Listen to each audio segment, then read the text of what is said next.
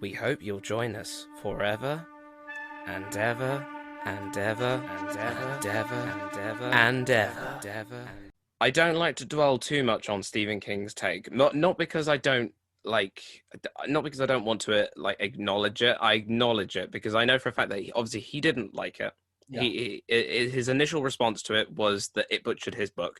It butchered various parts of it because it took out so many things in it in terms of like the visuals that could have been were taken out. Like for instance, there was in the book there's a whole thing about I've forgotten what they're called, but like those leaf based like hedges that are designed to look like animals. The hedge And animals, yeah. yeah, they are a big feature in the book. They come to life in the book, but they're taken out of the film because it would have relied on a lot of like either CGI or some sort of practical effect. Yeah. And Kubrick, whilst he's a perfectionist, I don't think he was willing to stress that much about such a like something that could look potentially cheap and tacky, which is, I think, a point one to Kubrick.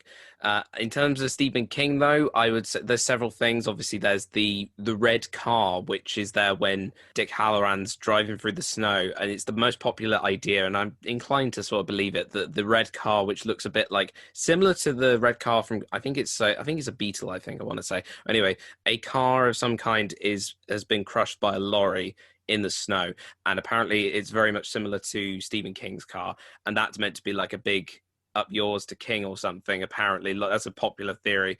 I'm inclined to kind of believe that, but at the same time I'm kind of not sure that Kubrick would be 100% that petty, but then I think it could be. But and then obviously, King overall, I think over time King sort of come to enjoy The Shining much more than he initially did. I think initially it was a knee-jerk reaction. All of his negative press, though, he goes, it's a terrible film, I hate it. It's because a lot of his work, Stephen King, he always says it's always done from personal experience. A lot of it is very personal to him, and they're his creations. And obviously he is an alcoholic himself, was an alcoholic himself. Yeah. Jack Torrance is basically based on him. A lot of facets from all his characters are based on his life story. So anything that changes the perceived narrative that he made, it's like someone had stabbed him in the heart and twisted it. But I think over time he's learned to sort of forgive and be a little less salty about it. Because I mean, it's not very popular opinion, but I know in terms of Doctor Sleep, whilst Doctor Sleep, the film and also the book that he wrote, the book was basically like a fixer-upper for the film that Kubrick made and meant to sort of reassert the world. And I think in the book it's a bit more petty as well, but then the film also kind of incorporates, Doctor Sleep film incorporates both Kubrick and Stephen King's visions for the original Shining and also that book as well. It all gets very messy, but I think over time he slowly got back to accepting that it was a knee-jerk reaction at the time. I think the big issue is the miscommunication between Kubrick and King. I don't think Kubrick understood how Stephen King's books are usually personal to him. And The Shining was his most personal because I think he only has one son, from what I understood. Is like he wanted to connect with him during that time. And in the book, in the end, Jack had redemption, basically, to connect with his son. And I think King put his heart out because like he was connecting of him being an alcoholic and wanted to reconnect with his family. And for Kubrick, first of all, he didn't know that most of his novels are personal.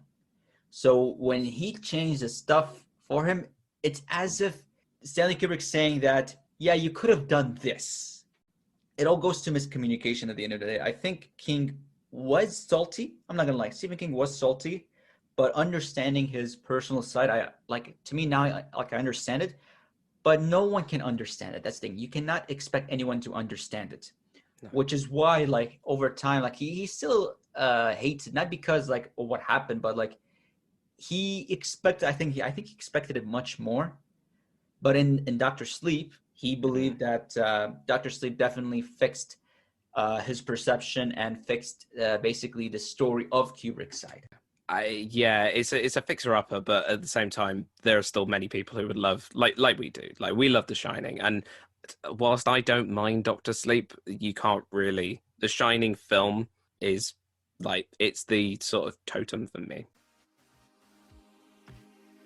Hey guys, thank you for tuning in. If you enjoyed listening to this video, don't forget to subscribe to our channel and make sure to check out the full breakdown of the film with many episodes available on Spotify, Anchor, Apple and many podcast platforms.